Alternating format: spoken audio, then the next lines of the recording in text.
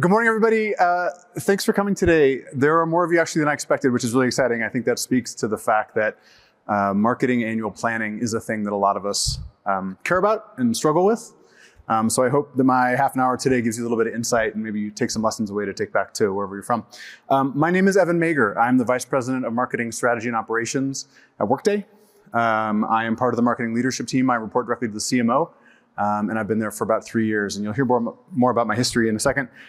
We really are going to get into today my experience rebuilding our planning motion, and you're also going to hear a little bit more about my ambition for this year, because we made a lot of progress last year, but the job isn't done yet. It's worth it to know a little bit about me before we get started. I am a proud husband and father. I think what's most important for you to understand about me when I think about sort of my role is that I am a failed engineer. I have a mechanical engineering degree. I worked for an engineering company for a year and I was bad at it. But I think that makes me a good marketer and a good strategist. I am comfortable with data and structured thought and frameworks, but I'm also not afraid to take intuitive leaps, look for creative solutions, which is great for marketing and strategy. It's not so good in my case for when I was building appliances that could explode. So I'm a better marketer than I was an engineer. My background is both at agencies and in-house. I think that gives me a broad range of experiences to bring to my role. And I think it's important when you're hearing from a leader to know what their values are. And these are my values, and the one that's most relevant today is optimism, because I came at this problem that felt intractable. It felt like we were never gonna make planning better. And in fact, there was a way forward. We were able to figure it out. When I look back, and even at the time when we were thinking about reimagining planning, there were 3 words that actually became our mantra: transparency, alignment, and accountability. We needed all marketing leaders to be able to see what the others were planning and spending. We needed some motion that was gonna make sure we were all moving in the right direction, and we needed a way to hold each other accountable to our commitments. And that's what we built. Because the pain was this, and this is not gonna be a surprise to any of you. Our annual planning process was reactive, siloed, it was tactical, right? And that's not new. I'm sure a lot of you live with that every day. It kind of felt like this, right? We had spreadsheets everywhere. Every MLT member had their own budget and had their own spreadsheet. There were sub-spreadsheets coming out of that. We had spreadsheets for different plans around the world, different events. And because of that, not that we were literally trying to keep secrets from one another, but it was really easy not to keep everybody as well informed as we should have. And at times it did feel a little bit like we were holding each other at a distance. But more than anything else, it felt like we were always behind. It felt like we were always playing catch up with Workday corporate, with our sales teams, and we were really tired of that. And so, when I talk about this, I guess I like to pose this question: what does your annual planning process feel like? What would the animated GIFs be for you? And are you happy with it? And really, this was where the pain got most acute. And I bet you get these questions all the time. These are so simple, right? They should be so easy to ask, right? How much are we spending in a country, in an industry, in a segment across all of marketing, right? Or what activities do we have planned in Q1? This should be super simple. But because of all the pains I just talked about, this took embarrassingly long to answer. And finally, our CMO had enough, because she was getting these questions from the CEO, the sales teams, other functions, but we were asking them ourselves. We weren't even sure. And so it was almost exactly a year ago. I think it was this week a year ago. I sat down with my amazing head of strategy, analytics, and planning, and we began to map out what planning would look like. And we started with design principles. What are the things we know we need to do to make this better, to solve those pains, to make it easier to answer those questions? It started with the first one: unify all of our plans into a single plan, particularly around budget, but also with an ambition towards activities and campaigns. The next one, and really the next 2, are probably the most transformative principles that we used. And if you don't take anything away, maybe take these. We rationalized our spending around the world. And by that I mean, for the first time, we took a look at all the money, every single dollar being spent from the marketing budget, where it was being spent, and we categorized it: brand to demand to events. And of course we had things that didn't fit in that, but especially as we looked at each individual country, we realized we didn't know the ratio of what was being spent in those 3 areas. And that rationalization first was to understand what were we spending. Then we worked with companies like Gartner to understand sort of some benchmarks, what should we be spending in that balance. And then we made strong recommendations when we went into planning to our CMO to say, this is how we're gonna move money around. So that rationalization of budget, more than anything else, had the biggest impact on the way we are spending money today. The other transformative principle was that we assumed zero budget. Now, you've seen all the data this week. Most marketing budgets are flat, but at the time we didn't know what we were going to get, but it didn't matter because the year before we had spent so much time going back and forth. Well, this is how much I have. How much more can I get? Everybody was playing that game, and we were spending so many cycles on it. So we told every MLT leader, including myself, that if you want to do something new, you got to deprioritize something else. And that includes things that are corporate priorities, right? That are mandates. But still, we got to figure out how to make it work with a zero budget. And that includes headcount as well. And that was hard, but it really brought a lot of clarity to every conversation because nobody thought they were going to get anything else. We all agreed to spend more time together earlier in the year too. And I'll show you some milestones in a minute. We got really tight with corporate planning, with sales planning, what we call the enterprise planning team, as well as revenue operations planning. And this is really important. Those colleagues of mine are not here this week, but we could not have had the success that we had without a really strong corporate planning motion. They built a framework that then we were able to build on top of. And actually we were able to influence as our planning motion went along. And then we had to prepare for Uptempo. So full disclosure, Uptempo invited me to speak today. I'm very grateful for them for this opportunity. I love talking about this stuff. You see their t-shirts here today. The same day that we kicked off planning, if you will, was the same day I got the go-ahead from my CMO to invest in Uptempo. So Uptempo is a marketing budget and activities planning tool. We currently have stood up the spending portion of it, the budget planning. We're implementing the activities portion called plan. But we knew any planning we did would ultimately have to dovetail really nicely into our Uptempo instance. We couldn't live with redundant work, redoing work, so we had to make sure the data frameworks and the way we were thinking about it were going to work with our new single source of truth. So these are our principles. The other thing that I found people really want to know is like, literally, how did you schedule your time, Evan? So these are the major milestones, and I'm not going to talk about each one in great detail. You guys have the slides, but I think what's most important to understand is the approach we took was really intense time together, and then the MLT went away and did their homework. And then we got back together, and then we went away again. And that's sort of like gathering and then going away for our homework. That was really effective because it gave us time to share and talk and debate, but then it also gave us time to think about what are the implications for what we agreed to my own function, to the way I'm going to spend my own money and deploy my own headcount. So that was sort of the structure of it, and each of those moments had specific deliverables and templates that I'll show you in a second.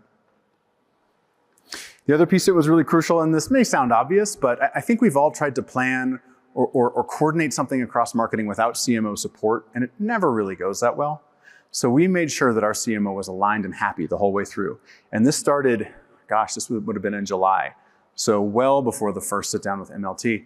And this was really important. We showed her every ratio we planned to present, every recommendation, even every template, because we had to make sure it fit her mental model of how she thought about the budget. So it was easy for her to support, easy for her to ask questions, easy for her to judge if she liked what we were delivering to her. So, and I will tell you, that happy and aligned CMO was super important when we need a little bit nudging for some of my peers. And then lastly, I keep talking about other planning teams at Workday, but this is really important. We stayed really close to enterprise planning and sales planning because we could, I could come out of some of these sessions and sit down with my peers, my counterparts, and say, hey, here's where we're having gaps. Or here's what our plans are right now. And they could share back to me, and I could say, we're not planning for that. We didn't know about that. So that ongoing connection with other functions was really important to making sure there were no surprises when we got to the end. So this, and you'll see, if you do download the slides, I literally have sort of months of the year when we did this. We started in August, and our year starts February 1st, so we started well in advance. The other piece that a lot of people ask me about is literally, what did your templates look like? And this will give you a little bit more understanding of what we did in those sessions and what the homework looked like. Importantly, every artifact, every deliverable that the marketing leadership team had, and I focus on the marketing leadership team, but of course we were pulling in our teams as well to contribute over time. Everything we created built on the previous one. So we started that first workshop by identifying our marketing imperatives. What are the bodies of work that we have to deliver? Within those, we had priority programs that were more important than others, that we would prioritize budget and people if we had to, if push came to shove. With those imperatives, on top of that, I could build my own areas of focus for strategy and operations. The chief creative officer could do the same. The head of comms could do the same. From that, we could then build further to what we call our plan on a page.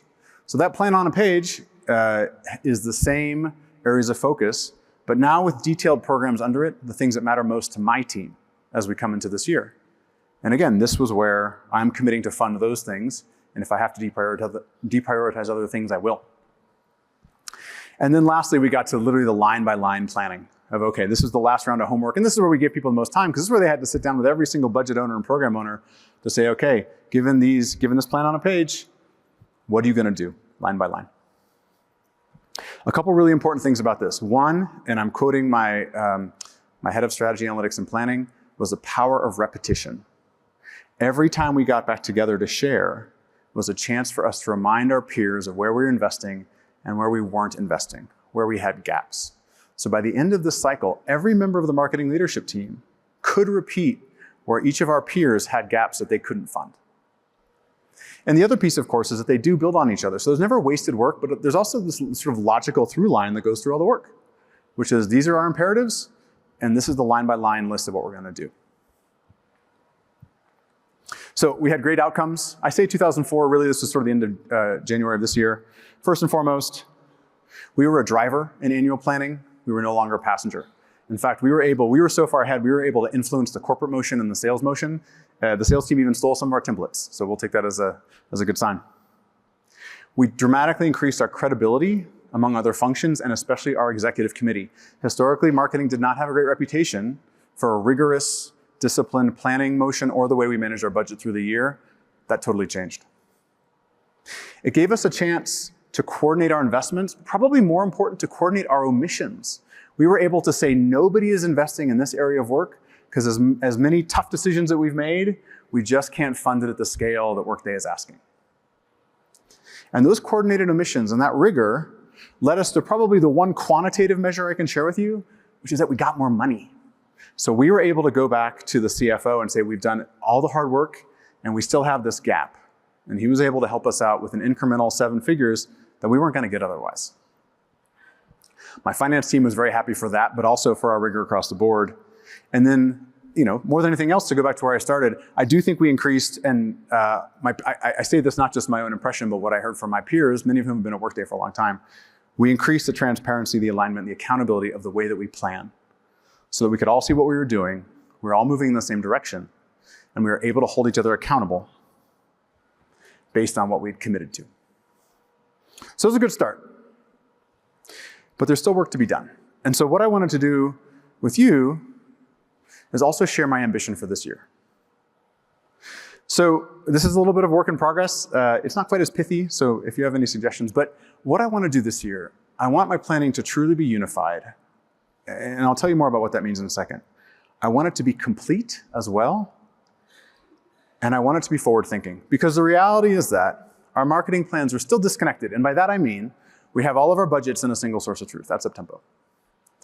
We have all of our strategic plans on a page in a single document that we can share and we can all refer to. I can literally go look at the North America plan. I was doing it this morning. I don't know what they're planning. But our tactical plans are still all over the place. And so once Uptempo is live, we can actually get all of our tactical plans in there as well. So we will have they will no longer be disconnected, but that's where we are right now. Our plans currently emphasize budget. And I had a finance leader call me out and say, Evan, you guys are managing your budget great, but you're happy to throw as many marketers as it takes at a problem. And have you thought about the opportunity cost for people time? So we're gonna take a look at that. And then we're not thinking big enough. We're thinking year to year. We're not thinking 3 years out. Workday has a 3-year LRP. Why doesn't marketing? So sometimes it still feels like this. There are fewer balls to juggle, but we're still juggling a little bit, especially when it gets to our tactical plans, but we're gonna change that. It does feel like we're all about the money right now, and we need to be really thoughtful about how we are using our workmates, because we are not gonna get a lot of headcount growth this year. And lastly, it does feel like, as Homer says, that we might be living like there's no tomorrow. That's not exactly true, but we are living year to year, and we all do it. But again, the company has a 3-year plan. Marketing should too. Now, as I think about the design principles for this year, a lot of the ones that I showed before are gonna stay the same. All right, we'll still assume 0 growth, need to reprioritize. We'll still get together early. But I think there are a few new ones that are worth thinking about. We're going to have a single source of truth for all of our plans, from our budgets to our strategic plans, all the way down to our tactical, what are we doing in each country, what are we doing each quarter, and so on.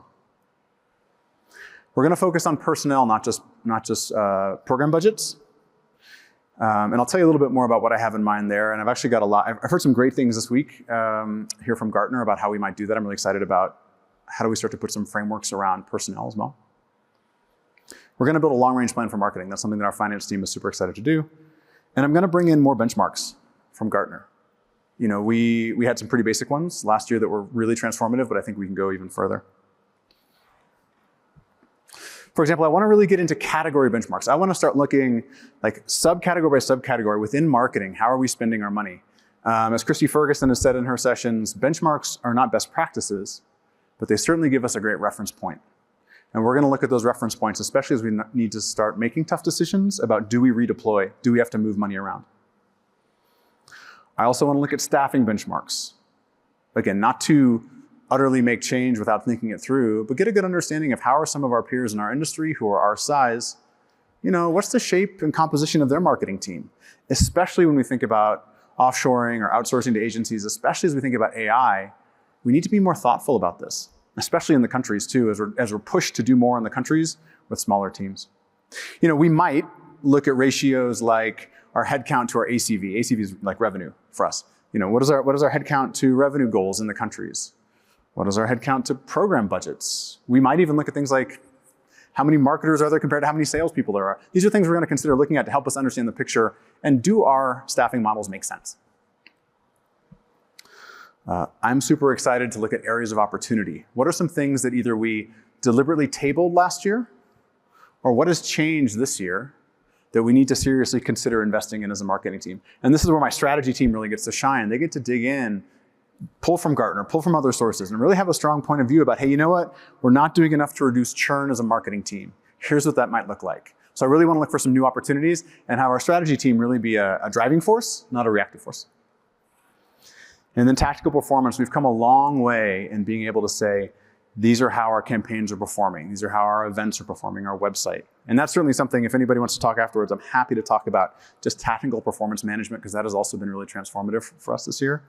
But we're going to bring some of that insight in to push teams to think differently about their tactical mix from the beginning, really early on. And then this one in blue, you can tell this is always a row for folks outside of marketing. Our sales team and our product team have put a lot of effort into understanding where is it best to sell our SKUs. Right? You can imagine that employment law and corporate finance law is a little bit different around the world. So we can't sell every SKU in every country. But sometimes we act like we can. And so with this tool, we can also say, actually in a country like France, we're going to focus on our core HCM product, our human capital management tools, because our finance tools aren't quite as well suited for France. We're going to be able to focus more our messaging, our tactics, all the stuff we do with that sellability matrix. The other thing I want to do is get our systems connected, and we're doing that right now. So you hear me keep talking about Uptempo. It is going to be a centralized, it's not the only tool we rely on, but we're going to connect all of the tools that we do rely on. So Salesforce, of course, is how we run our sales teams. We're already plugging into that. Workday, of course, we use our own tools to manage our budgets. We're plugging in there. We're also going to look at Marketo, making sure that we're plugged in well there. And then we use Snowflake for all of our performance data. So we're plugging that in, and we're going to bring that in, because ultimately what we want to get to, and this is in the title of this session today, we do need to get to ROI. So by Q3, early Q4, I'll be able to connect our spending to our activities. And then as we start to bring in performance data, then we can also say, okay, and this is how it performed. So making better use of my data, reducing redundant tasks and simplifying, and connecting things all the way through. That's my ambition for this year. So here's what I hope happens. I hope that I get invited back next year to stand up on this stage, and I have a good story for you again. And these are my ambitions. These are my hopes for what I can talk about. I am very hopeful, and more than hopeful, I'm optimistic that we will be able to talk about more insightful, more data-driven decisions being made in marketing. And it doesn't have to be super complex, but for all the benchmarks I want to bring and all the things I want to look at, I think we'll be better informed than we've ever been. In particular, I want really robust guidance. I think as a strategy and operations team, we have earned the right to not just say, here's how we're spending, but say, here's how we should be spending. And so we plan to come to our CMO and our leadership team and say, look, based on these ratios, based on these benchmarks, based on some best practices, we recommend moving money around, whether it's around the world or between our major program mix, brand, demand, and events. I do want to have one plan from strategy all the way down through tactics. I want to have one place to go. I want a mindset of planning for 2028, not just planning for next year. In an era of very small headcount growth, we've got to have a long view so that we're taking advantage of every change in the team if we have to build a function, if we have to go into a new market. So, and my finance partner is pushing this really hard too, and I agree with them. We need to have a long-term mindset. I'm really hoping for more global consistency. You know, different regions operate different ways out of necessity, but I think we can be more consistent about the way that we plan, the way that we report, the way that we manage our money. And I really hope I can come back in a year's time and have a great story to tell about ROI reporting. So that's my ambition. Now here's what I want to do. I have a few minutes left. And so I want to say thank you, but then I have a bonus slide that I want to share with all of you. So first, thank you. We appreciate it. But I want to share a bonus slide with you about strategy and operations leadership. Because I hope a lot of you in the crowd are in a strategy and operations function, or you rely on strategy and operations. And as I've been spending more time with this community, whether it's people who manage planning or project management or MarTech, I'm really inspired about what I'm hearing from others about how marketing strategy and operations in the last few years has started to take more of a leadership role in marketing, whether it's on the leadership team or just across the function overall. And so what I'd like to share with you, if it's all right, is a slide that I share with my team every quarterly town hall that we have. And it's my vision for marketing strategy and operations. And again, I hope there's something that you find here that you can take back to your teams and talk about, well, here's what leadership means for marketing ops or marketing strat and ops. My vision for my team, and they're probably sick of me talking about it, but that's okay. We're going to keep talking about it, is that they are the indispensable leaders of the way that marketing works. And let me tell you what I mean by that. Indispensable means other teams are inviting us in. They are asking our opinion. They're asking us to be in the room. By leaders, I don't mean org chart. I mean setting the tone, solving problems, bringing people together. And for me, setting the tone is about optimism. And then when I talk about the way marketing works, look, we're an operations team. So yes, it's the tactical, let's get this project done. But for me, when I talk about what marketing works, it's about major processes around the world. It's about strategic trade-offs. It's about tough conversations. It's about new ways of working. That for me is really being a leader in the way that marketing works. And it's easy to put a nice pithy headline up here, but my team often asks, what does that mean? Well, these 7 bullet points in blue are what I mean. We're spending a lot of time focusing on communication. Strat and ops teams aren't always great about communication. They're often more comfortable sitting in the background. And so I'm really getting my team to work on the way they communicate up and across, what we say east to west, but also diagonally to other leaders and other functions. And we're making a lot of progress there. I'm asking my strat and ops folks to own their expertise. Like a lot of you, I'm sure, they are experts in their field, whether it's automation or AI or tech or analytics or planning or whatever. And I don't know that they're always comfortable sitting at a table and saying, no, this is the right thing to do, and I know it because I've been doing it for 20 years, or 10 years, or even 5 years, if they know their craft. I want them to bring in the outside more. And actually, that's one of the reasons that I'm here this week, is that I've been asking my team, bring in the experts. Bring in Gartner to come talk about process or about benchmarks. Look to your network. Who do you know doing interesting things? Look at other companies. What are they doing? Talk to our agencies. I'm sure agencies have tons of experience, but I realized that I wasn't doing that enough either. So that's why I made 2 days to come here and bring in the outside for myself and bring insights back to my team. More than anything else, I want my team to be the team that proactively disrupts. I think strategy and operations can not be a team that is just reacting. And I will tell you, this literally keeps me awake at night, is I never want to be the team that some other function comes to us and says, hey, why are we still doing it this way? Like, there's a better way. Like, have you seen this AI tool? I never want to be that strat and ops team. So we talk a lot about how do we proactively disrupt ourselves to move marketing forward. And then, of course, all these, I expect them to have a strong point of view, building on all these points. I want them to problem solve across the organization. I think strategy and operations can be the team that pulls people together across Workday, not just across marketing, to solve tough problems. And I want them to relentlessly bring big ideas, because some of these ideas don't stick, and you can bring a lot to the table, but it doesn't always get traction.